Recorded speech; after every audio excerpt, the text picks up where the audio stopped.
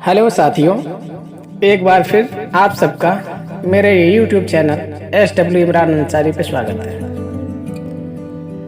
साथियों, आज हम सरदार वल्लभ भाई पटेल के ताल्लुक से कुछ चर्चा करेंगे।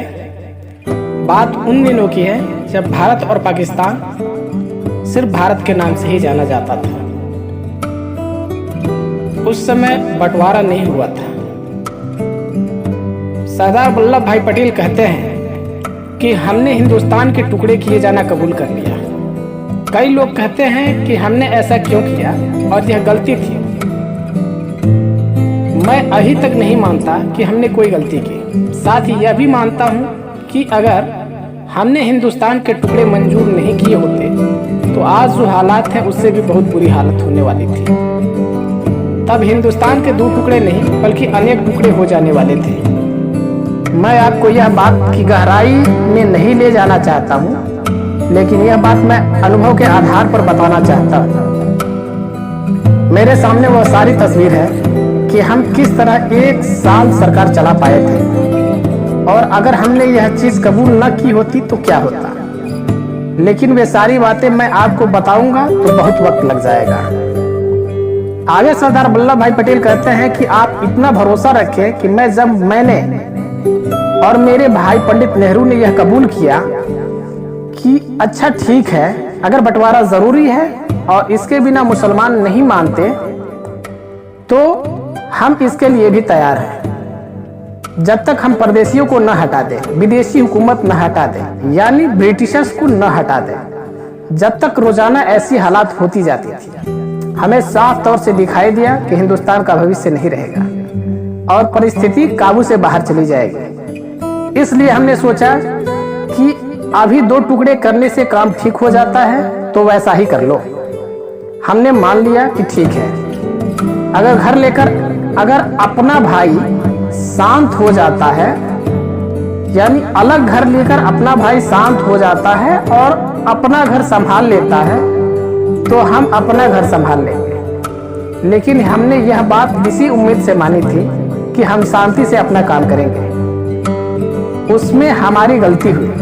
मैं यह नहीं कहता कि टुकड़े करने में हमारी गलती हुई।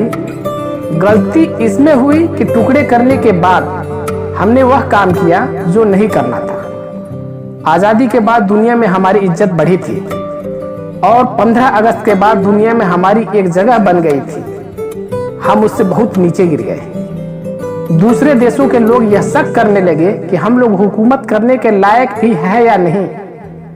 कई अंग्रेज लोग ऐसे भी थे जो समझते थे कि हिंदुस्तान का किनारा छोड़कर जाएंगे तो मुंबई के बंदरगाह पर लोग आएंगे और कहेंगे कि तुम इस देश से मत जाओ, यहीं रहो।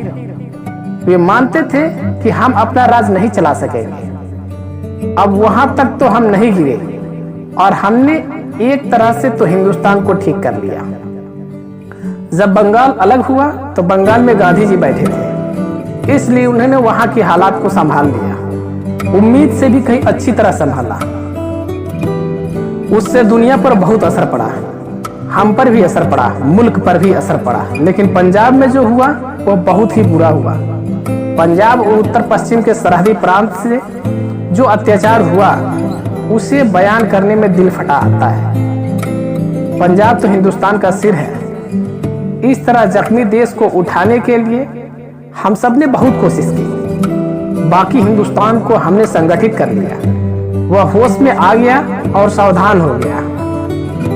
जब तक हिंदुस्तान का पूरी तरह से हृदय परिवर्तन न हो जाए और जैसे देश को काम करना चाहे वह न करे, तब तक हमारा काम पूरा नहीं होगा। तब तक गांधी जी को चैन नहीं आएगा। वह बेचैन है। उनको दिल्ली में छोड़कर आया हूं तो मुझे भी बहुत दर्द हुआ है, लेकिन यहां ना आता तो भी मुसीबत थी। जो बात दिल से पाप निकलनी चाहिए जल्दी से वह निकलती भी नहीं, उसमें इतना दर्द भरा है। हमने हिंदुस्तान को एक तरह से तो बांट लिया। अब हमारी कोशिश है कि हिंदुस्तान को उठाओ। इसमें हमें अपना साथ मिल जाए तो लगेगा कि बहुत कुछ नहीं गंवाया है। करीब 1000 साल के बाद हमारे पास यह मौका आया है कि 80% हिंदुस्तान हमने एक कर लिया है। मौके का सही इस्तेमाल करें तो हम दुनिया के दूसरे बड़े बड़े मुल्कों के साथ बैठ सकते हैं और सारे एशिया की नेतागिरी कर सकते हैं। 15 अगस्त के बाद हमने बहुत काम किया। उस काम से हमारी गिरी हुई प्रतिष्ठा फिर से हमें मिलने लगी, क्योंकि दुनिया देख रही थी कि इन लोगों पर क्या बोझ पड़ा है। हिंदुस्तान की मौजूदा सरकार की जगह दूसरी कोई सरकार होती तो क्या करती, यह भी दुनिया जानती थी। बहुत से मुल्क अब यह सोचने लगे हैं कि जैसा वे हमें समझते थे, हम लोग वैसे बुरे नहीं हैं। हिंदुस्तान की जड़ें बहुत मजबूत होती जा रही हैं और उनको वे हिला नहीं सकते।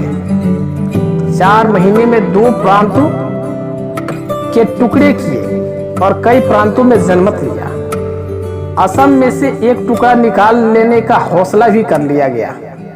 बंगाल और पंजाब के टुकड़े किए। इन्हीं 4 महीनों में पाकिस्तान और हिंदुस्तान के बीच सारी पुरानी मिल्कियत का भी हमने हिस्सा बांट कर लिया। अब एक कुटुंब में भी 2 भाइयों के बीच भी अगर मिल्कियत का हिस्सा करना हो तो वह काम एक दिन में नहीं हो जाता और उसका हिसाब किताब करना पड़ता है।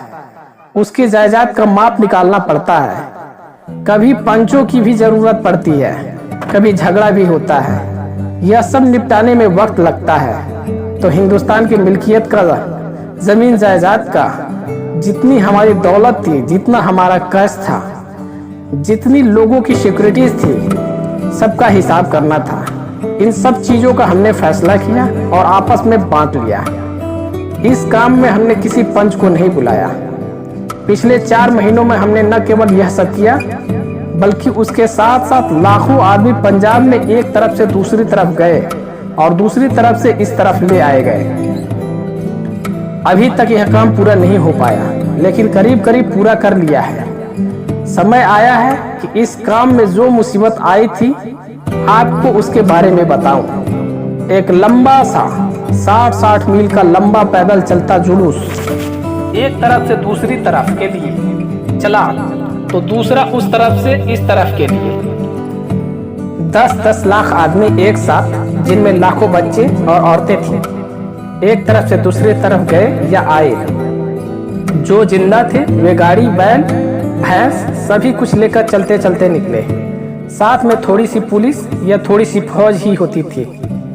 ऊपर से मूसलाधार बारिश, नीचे भी पानी ही पानी भरा था। बच्चों और औरतों तक के पास का कपड़ा नहीं, खाने का इंतजाम नहीं। 2-2 महीनों तक इस तरह से लोग चलते ही रहे। तभी हैजा फैला और सैकड़ों हजारों लोग मरने लगे। इसी हालत में अमृतसर शहर के बीच में से मुसलमानों का जुलूस उधर जाने को हुआ। अमृतसर हिंदुओं और सिखों से भरा हुआ था। सिखों ने इनकार किया कि इधर से ये मुसलमान लोग नहीं जा सकते।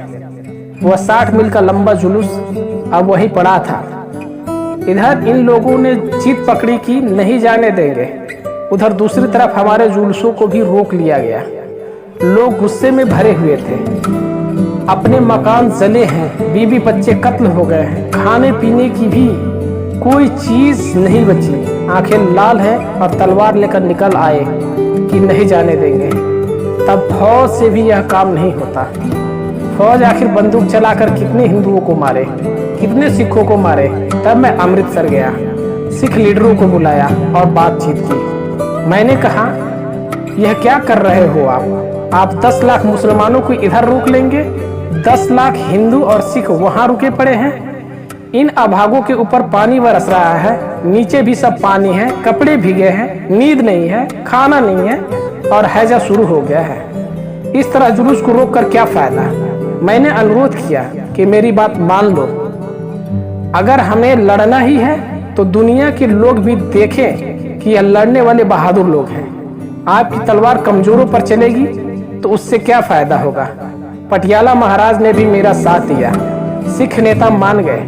अमृतसर में मेरे एक नोटिस पर 1.5 लाख आदमी जमा हो गए। मैंने कहा, आपका काम यह है कि आप सरकार की मदद करें ताकि हमें पुलिस और फौज का इस्तेमाल न करना पड़े।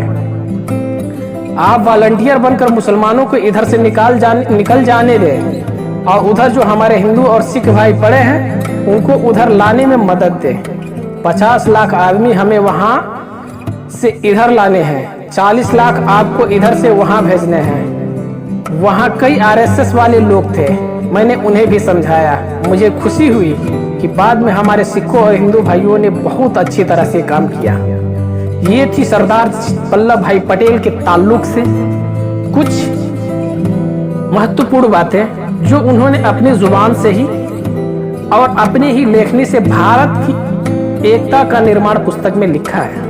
तो दोस्तों, कैसी लगी ये जानकारी? उम्मीद है आपको अच्छी लगी हुई होगी। ऐसे ही और भी बिंदुओं पर चर्चा के लिए हम आप सबके बीच आते रहेंगे। तब तक के लिए विदा दीजिए। नमस्कार।